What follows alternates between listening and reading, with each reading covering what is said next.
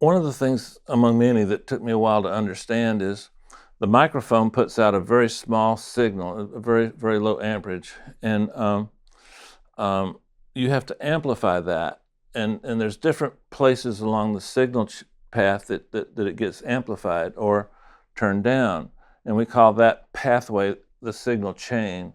And it starts with the microphone and it ends with whatever the recording medium that you're using. Now, a lot of people think if you've got a tube mic, you don't use a 15MicPre. If you got a 15MicPre, you don't use a tube mic. I'm a big believer in just experimenting as always, and not a shock to you, right? And there's some combinations that just seem to work.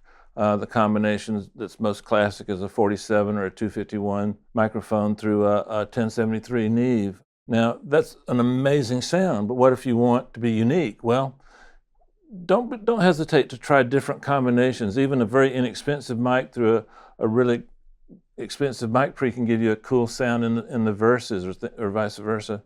But the main thing you want to listen for is the microphone, the capsule itself. When it's responding to pressure, it can wrinkle and cause distortion. If you've got some microphones that have a separate power supply and control over the output, you can have that too loud. What you're trying to do is you're trying to take the water flowing from one hose to another hose. If this hose is little and it's going into a bigger hose, then you're okay usually. If you're trying to take a big hose and put it into a little one, it's not going to be the same. So we call that impedance.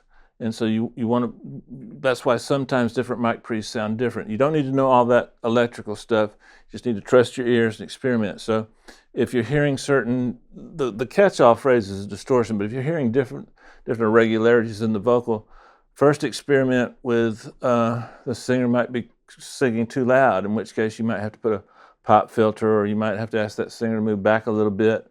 And then if that doesn't solve the problem, check the input to the mic pre.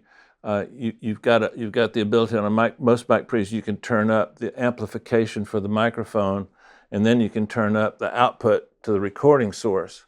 So all of those places are places in the signal path, in the signal chain, that can contribute really wonderful results or not so wonderful results.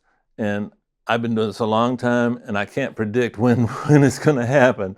That's really one area where you just have to try a few things and memorize what they do in your particular environment.